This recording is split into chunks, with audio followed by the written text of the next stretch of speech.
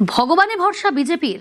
রেজাল্টের আগের দিন অর্থাৎ রবিবার জেলায় জেলায় বিজেপির প্রার্থীরা মন্দিরে পুজো দেবেন আর মহিলা কর্মীরা নামবেন ময়দানে। স্ট্রং রুমের সামনে অবস্থানে বসবেন। ভোট গণনা শেষ না হলে কাউন্টিং সেন্টার ছাড়া যাবে না, নির্দেশ বিজেপি নেতৃত্বের।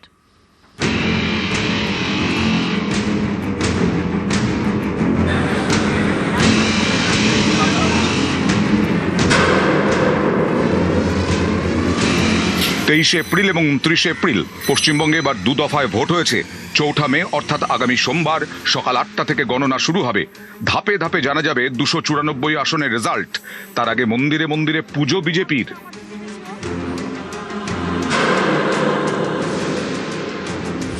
রবিবার রাজ্য জুড়ে মন্দিরে গিয়ে পুজো দেবেন বিজেপির প্রার্থীরা। রবিবার বিজেপির মহিলা কর্মীদের ময়দানে নামতে নির্দেশ দেওয়া হয়েছে। জেলায় জেলায় স্ট্রং রুমের বাইরে মহিলা কর্মীরা অবস্থানে বসবেন। সুষ্ঠুভাবে ভোট গণনার দাবিতে তৃণমূলের বিরুদ্ধে স্ট্রং রুমে গন্ডগোলের অভিযোগ উঠলেই বিজেপির মহিলা কর্মীরা বিক্ষোভ দেখাবেন। সোমবার রেজাল্ট, এর জন্য বিজেপি তৈরি করেছে কাউন্টিং স্ট্র্যাটেজি। গণনা নিয়ে জেলায় জেলায় বিজেপির গণনা কর্মশালা করার প্রস্তুতি চলছে। মানুষ তো বলেই দিয়েছে আমরা আপনাদেরকে জিতিয়েছি। সে জিতটা সম্পূর্ণ 4 তারিখ হবে।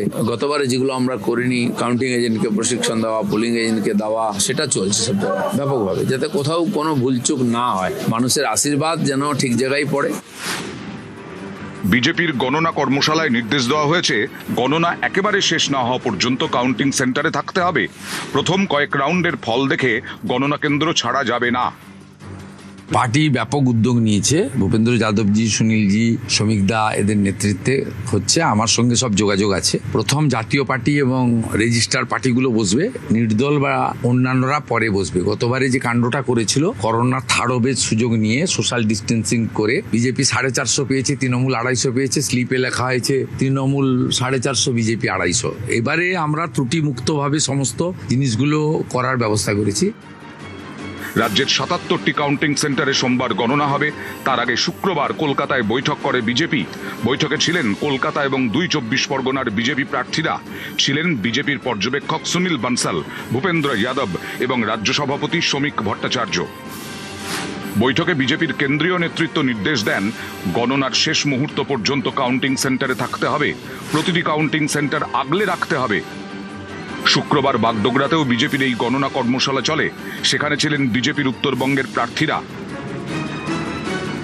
গণনা কেন্দ্রে কি কি করণীয় কাজ আছে সেই বিষয়ে একটা আলোচনা এখানে হলো। মানুষ যে ভার্ডিক্ট দিয়েছে, মানুষ যে ভোট দিয়েছে, তাদের ভোট যেন ঠিকঠাক মতো গণনা হয়, তার জন্য যে ধরনের সচেতনতা ও সাবধানতা অবলম্বন করা দরকার, সেই বিষয়ে একটা প্রশিক্ষণ বলতে পারেন এটা। সেই গণনায় যাতে কোনো ভুলচুক না হয়, কোনো অসুবিধা না হয়, সেই বিষয়গুলো।